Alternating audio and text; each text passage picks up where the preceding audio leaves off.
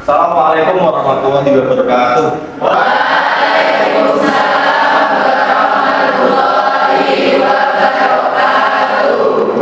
Mengawali perkuliahan mata kuliah ilmu negara pada sore hari ini, ya, supaya ilmunya berkah dan manfaat, kita mulai dengan bacaan basmalah bersama-sama.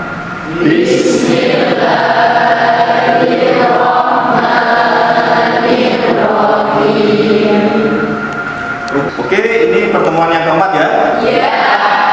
Oke, saya presensi dulu. Bagus Priantoro. Hadir, Pak. Erlita Berlian. Hadir. Oke, sudah hadir semua ya? Ya. Baik, melanjutkan di sesi pertemuan yang keempat ini akan saya jelaskan terkait unsur-unsur negara. Oke, pada pertemuan keempat ini kita akan berdiskusi ya dalam materi mata kuliah ilmu negara tentang teori unsur-unsur negara. Nah, di sini kita mengacu pada aturan atau konvensi dari Konvensi Montevideo 1993 ya, yaitu terkait syarat-syarat negara. Nah, definisi dari negara ya itu sebenarnya dari bahasa Latin itu dikenal dengan status atau statum ya, state diri ya, atau keadaan yang tegak atau tetap. Makanya dalam bahasa Inggris itu menggunakan terminologi state.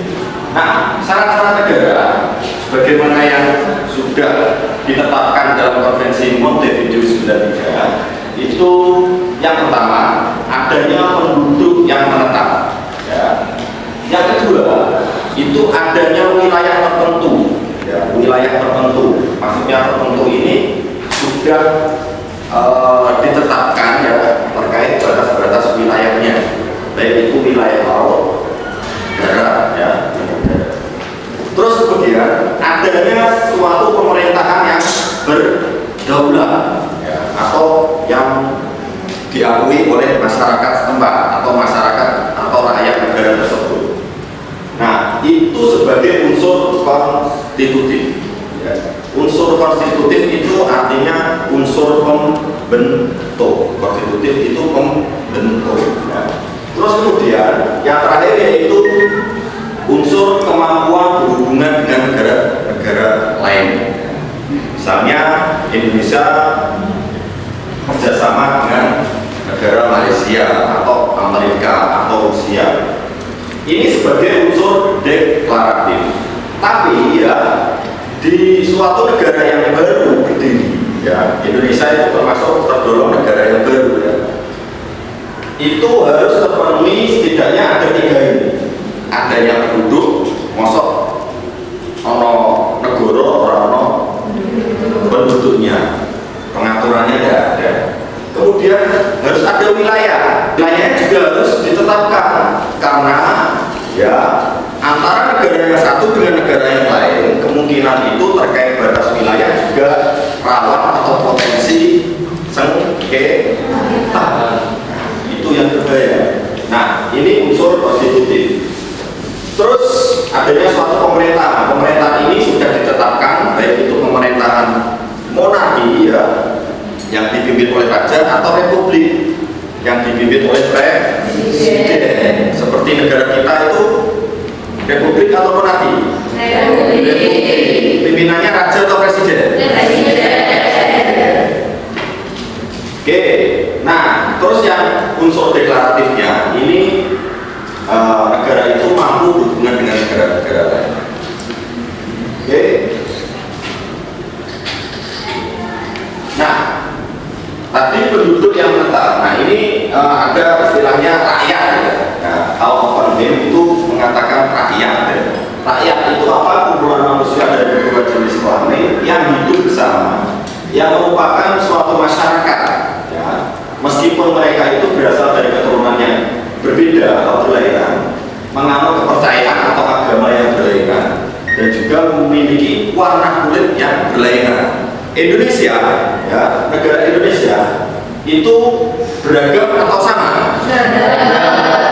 Ya, yaitu dikenal dengan semboyan apa? Ika. Ini ya, terus rakyat yaitu sejumlah orang yang menerima keberadaan organisasi ini. Jadi rakyat itu menerima kesepakatan di dalam pembentukan negara, ya, pembentukan negara, ya. Kalau di Indonesia itu Orde dulu, ya, Soekarno, Hatta, dan PPKI, gitu, PKI. Selanjutnya, kalau tadi ada rakyat, ya, sekarang wilayah tertentu. Wilayah tertentu ini wilayah satu negara dengan wilayah negara lainnya yang dibatasi oleh batas tertentu. Ya, batas tertentu ini, ya, harus ditentukan memang, ya, dan juga harus ada kesepakatan. Kalau nggak ada kesepakatan nanti ribut apa enggak? Sengketa. Nah, batas daerah suatu negara dapat terjadi dengan dua cara, ya. Yang pertama bisa terjadi secara alamiah, yaitu dibatasi kalau gunung, sungai, dan lain-lain itu dipakai batas alami. Terus kemudian yang kedua itu bisa ditentukan dengan perjanjian dengan negara lain yang berbatasan langsung dengan negara yang bersangkutan. Nah, ini batasnya, ya. Dalam prakteknya saat ini kira-kira batasnya itu cuma patok saja atau pakai titik koordinat? Titik koordinat. Kalau misalnya patok itu bergeser atau dijual rosok misalnya, di kilo ini, berarti kan nggak ada batasnya nanti, ya. Berarti dalam konteks sekarang itu batas negara memakai titik koordinat yang disepakati dalam bentuk perjanjian. Kemudian, nah ini batas-batasnya, ada batas darat, batas lautan, dan budaya. Batas darat, ya, apabila itu berdampingan dengan negara lain, maka ini tadi sudah saya katakan melalui perjanjian. Batas mungkin loh, ya. Nah, ini harus jelas dan sepakat. Kalau lautan, gimana ini? Mau dikasih patok terlalu dalam. Nah, otomatis juga pakai titik. Nah, terkait lautan ini pakai hukum namanya hukum laut internasional atau disingkat dengan UNCLOS. Nah, batas-batas. Terus kemudian batas udara ini masih belum ada kesepakatan, ya, belum ada kesepakatan, ya. Oke. Pemerintahan yang berdaulat, jadi pemerintah itu sudah diakui, misalnya sudah ditentukan presidennya melalui pemilu, DPR-nya, organisasi negaranya sudah diatur. Nah, ini meliputi pemerintahan dalam pengertian eksekutif, yudikatif, dan legislatif.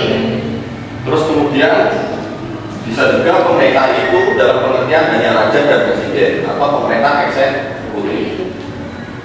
Nah, di sini kedaulatan, ya, kedaulatan itu kekuasaan yang tertinggi, ya. Pemerintah yang berdaulat itu berarti kedaulatan ke dalam dan juga keluar, ya. Ke dalam itu pemerintah mampu, ya, mengatur masyarakatnya sehingga pemerintah itu ditaati oleh rakyatnya, ya. Kalau pemerintah nggak mampu mengatur, kira-kira negaranya gimana?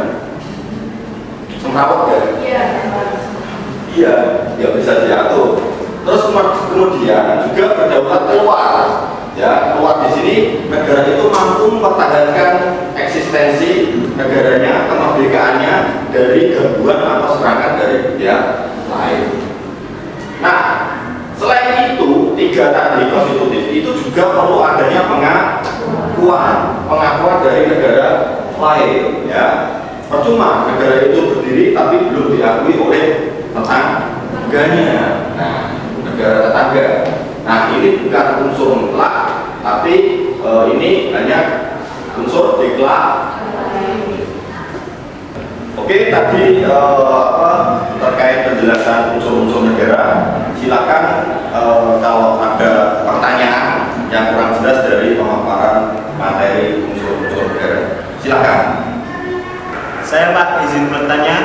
Sebelumnya perkenalkan nama saya Adam. Saya mau bertanya tentang terminologi mengenai bangsa dan rakyat tadi saya masih sedikit kebingungan, mungkin nanti Bapak bisa menjelaskan secara lebih rinci pada saya. Terima kasih.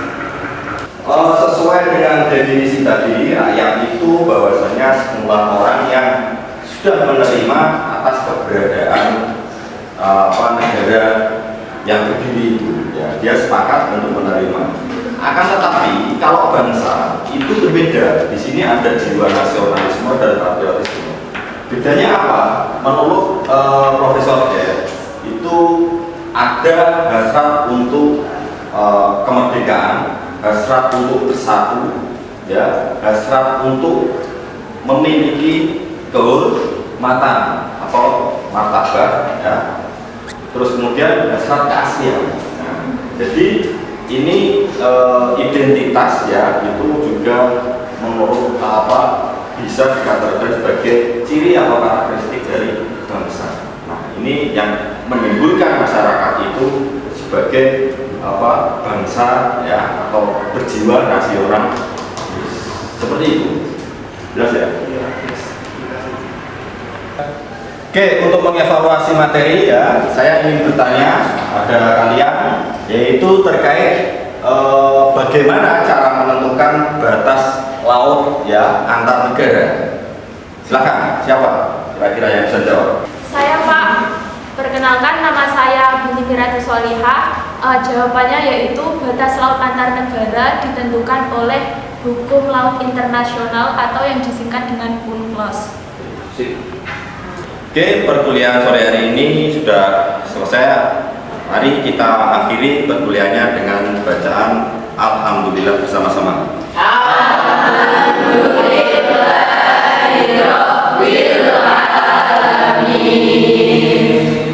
Sekian dari saya. Wassalamualaikum warahmatullahi wabarakatuh.